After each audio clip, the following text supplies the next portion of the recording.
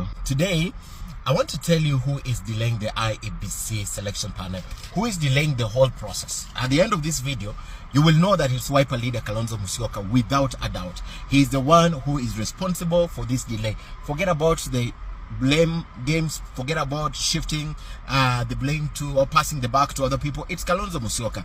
But first, I'd like to tell you this, and today I have notes. There's one Boniface Njogu who is in a court in Kiambu, who is challenging the list of 8 because the selection panel has 9. But him is gone to court on the basis of 8 and saying under, I think, Article 59, I'm not so clear, so let me not quote it. He thinks there's no balance in this list. For example, there's no person of disability or persons with disability represented in the selection panel. So he's challenging the whole list as it is. But let me start from the principal act of the IEBC, which was amended to now include the nomination of membership to this selection panel. So this selection panel has 9 members. Interreligious organization as a whole were to produce 2. The Law Society of Kenya 1, ISPAC 1, and the Parliamentary Service Commission 2. Now the political parties liaison committee as a whole were supposed to produce 3, which is Azimio produced 1. Then Kenya Kwanza, Azimio as a minority party minority coalition party produced 1. Kenya Kwanza as a majority coalition party produced 1. And then there's this one slot. Now this one slot was supposed to be filled by a non-parliamentary political party, which means that you don't have a representation in parliament, but you're a political party. So they agreed on this. That amendment provides for this. However, they Wiper leader Kalonzo Musyoka had nominated Kokimuli. But there was a dispute over Wiper nominating someone again, yet they had produced as Azimio. That's the first stalemate.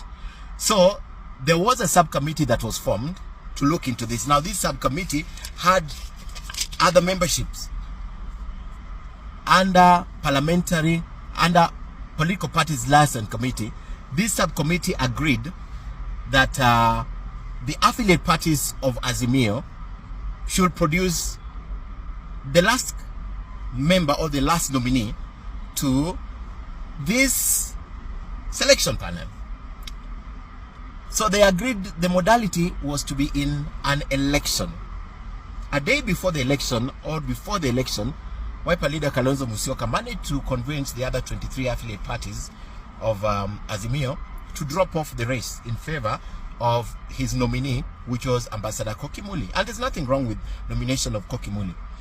So once the other parties fell off, they only remained with the National Liberation Party under Augustine Muli, who was nominated. However, they tried to convince the National Liberation Party, to withdraw the candidate. They refused. I understand they even offered money to the party as a non-parliamentary political party to withdraw their candidature. He refused. So they went into an election in Machakos, and Augustine Muli got 16 and Kokimuli got 7. Right. Total 23. It was full quorum.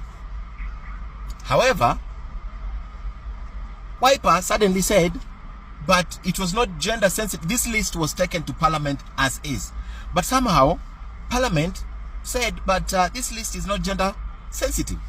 So they decided to remove Augustine and entrench the name of Ambassador Kokimuli.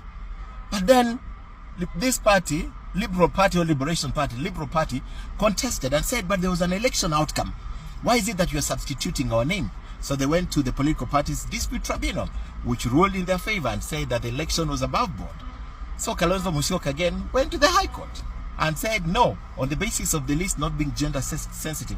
Kalonzo Musyoka went to the High Court, and the High Court somehow agreed with Kalonzo Musyoka and even told this party, National Liberation Party, that you know what, or Liberal Party, you know what, you will be compensated millions of shillings or whatever for your candidature.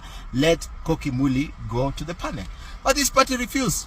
They said no, but there was an election with a legitimate outcome. In fact, the High Court said that you can never expect a gender sensitive list in a competitive election. You understand? So they agreed with them, but said you'll be compensated. But the National Liberation Party said no, all Liberal Party, I'm confusing that name. Said, no, our candidate won. He must be in the panel, selection panel. So then they went to the Court of Appeal. So basically, if you look at the delay, and this is, I'm going to have this on air today, I'm just trying to explain to you, and I'm going to have a whole length of the chronology plus dates. If you look at what happened, who is delaying the process? Kalonzo, who under Azimio, because that time it was under Azimio, the umbrella of Azimio, they had nominated. Then he decides to nominate again. Then after nominating again, they decide, this subcommittee decide we go into mediation and we go into an election. After going into an election, this guy, Augustine Muli, is voted. After being voted, Kalonzo Musyoka decides, no. He takes this list to Parliament, and Parliament writes back to Junet Mohammed and says, no, this list needs to be sensitive. So because he needs to be sensitive, in an election, even as an MP, if an MP loses an election now, and the number 2 was a man, or the first number 2 was a woman, if that MP, God forbid, dies, do we give it automatically to number 2? Or we go to a competitive election to elect a new one? We go to a competitive election. But Kalonzo, because of this dispute from Parliament writing, it's not sensitive, just decided, let's award it to number 2, who was Kokimuli. Again, trying to entrench his choice. It didn't work. These guys went to court. Again, High Court agreed with this party, but said, you'll be compensated. They said, no, but there's a competitive election. We must be given. Then they are now in the Court of Appeal. Now, the Court of Appeal is yet to be empaneled to look into this. We are, let me say from the Apollo, that movie, Houston, we got a problem. And the problem is wiper leader Kalonzo Musyoka. And because he wants his candidate into that selection panel. That's the problem with the IEBC. There's no other problem. Now you know. So William Ruto should come out of the slumber and do something. The country is waiting for him. You know, they tell their proxies, because the fellows who have gone to court are the proxies of UDA. Tell your proxies to withdraw the case. Name within the next 1 week the panel, and then the next few months we should have in place an IEBC. Ya mengine ya poroja ati mimi naenda kukutana na Ruto usiku. Mimi si mtu aina hiyo. Nikitaka kuona Ruto nitasema kwa Kenya, I'm going to meet him. Nimwambie organize IEBC, and I'm not saying I'm meeting him. Yeah, I'm not meeting on IEBC. It is his responsibility to do it. But they organized as a judge in Kiambu who had to give an injunction, an order to make sure that the names are not submitted to him. As simple as that.